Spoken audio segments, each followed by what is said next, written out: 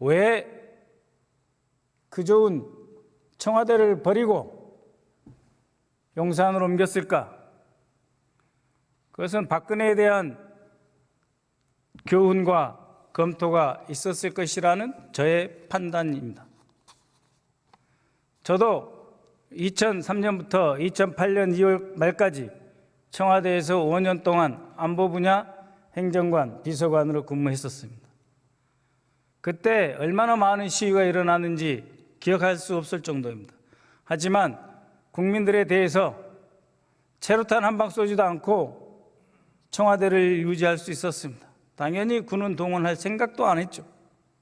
박근혜 탄핵 기간 중에도 청와대는 가장 안전한 것이었습니다. 그런데 탄핵이 되었죠. 그래서 이들은 생각한 것 같습니다. 국방부 품 안으로 들어가는 것이 가장 안전하겠다. 그래서 국방부를 합참 건물로 쫓아내고 그곳에 대통령실이 집무실이라는 이름으로 앉으면서 경호처장을 자신의 1년 선배인 김용현 경호처장을 임명하고 그야말로 군, 경찰로 옹이되는 초롱성 속에 국민을 버리고 숨어 들어가서 다시 탄핵당할 위험에 처한다면 치인이 쿠데타 내지는 치인이 경비 계엄을 준비하고 있는 것이 아닌가 생각합니다.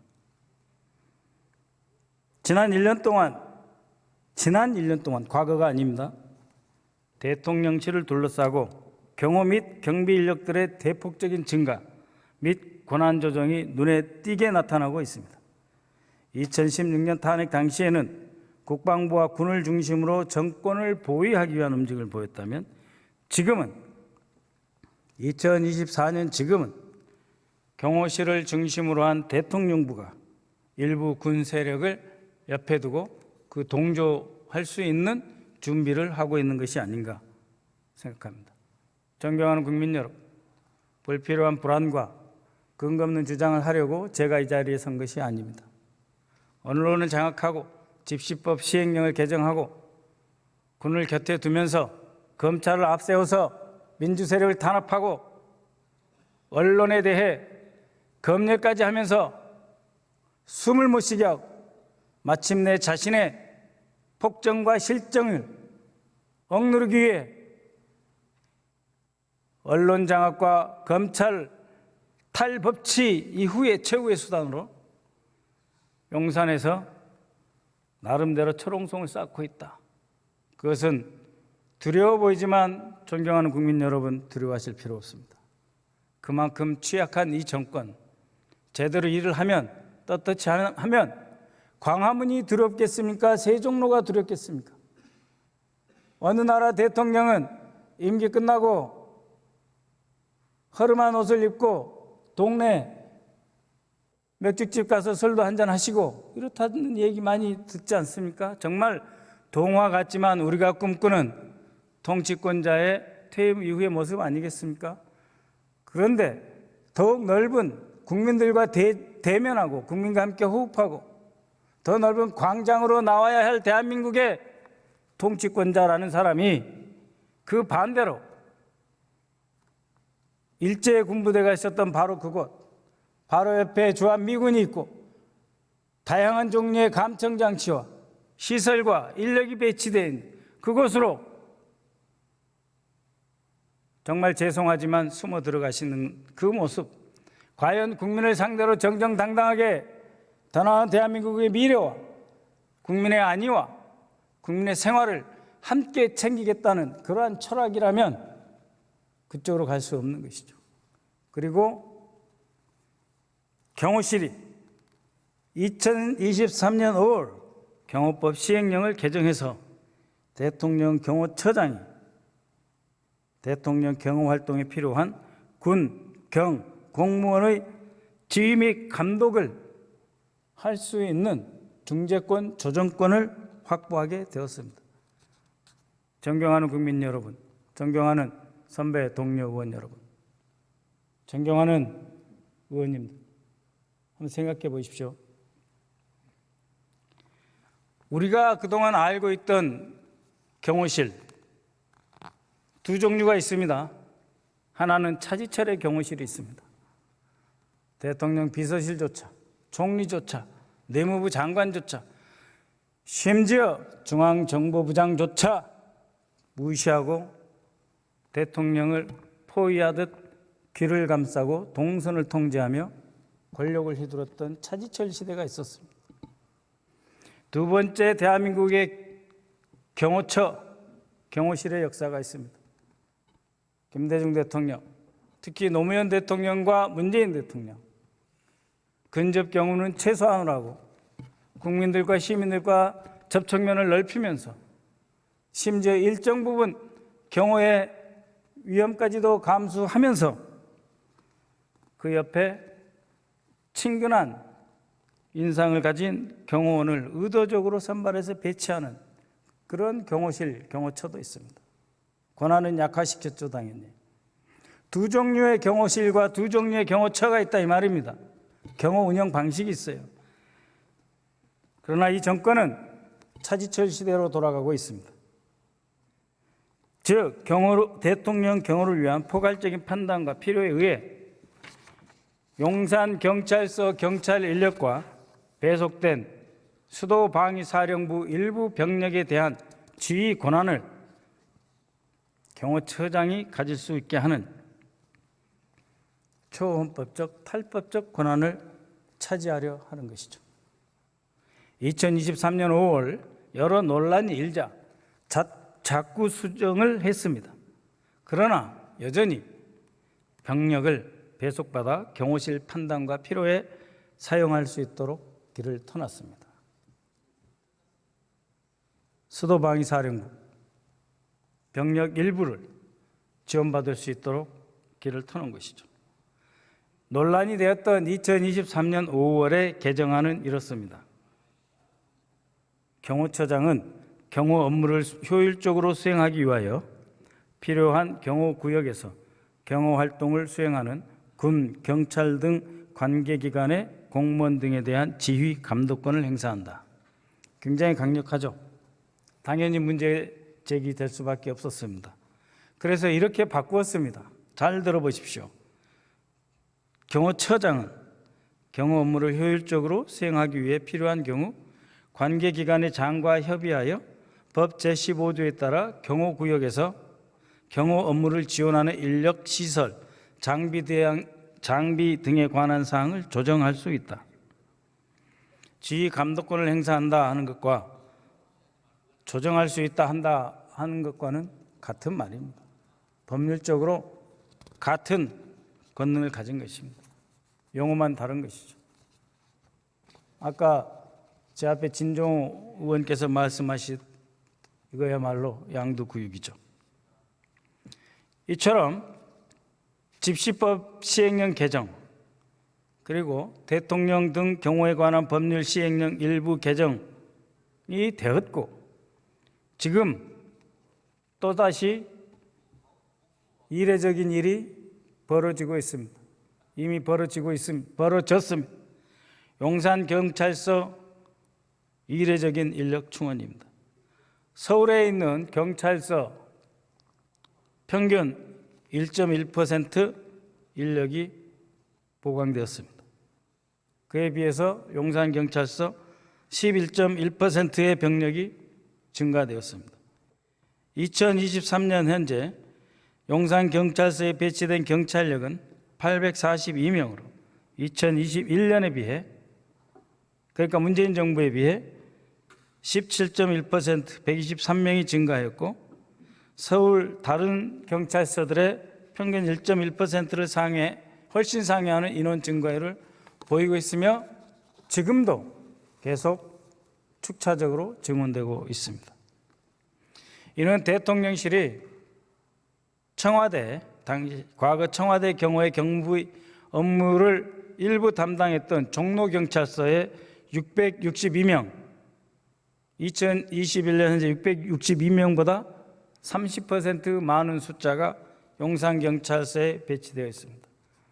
당시 청와대 경내외를 경호하던 101단 빼고 말하는 수치입니다.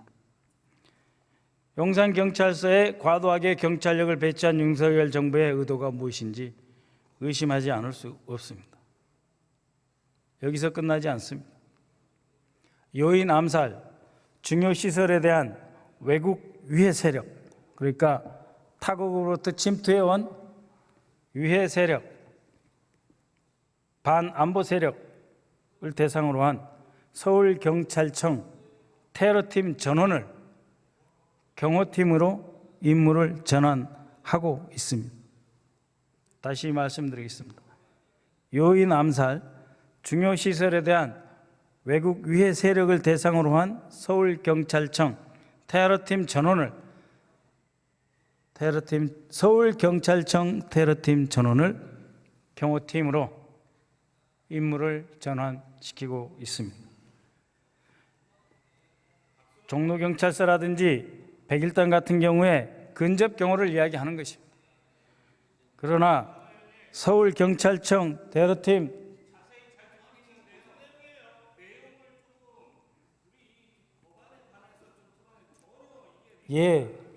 존경하는 의원님 좋은 말씀입니다. 바로 좋으신 말씀이고요. 우리 모두 나라를 생각하고 걱정하지 않습니까? 그래서 아닙니다.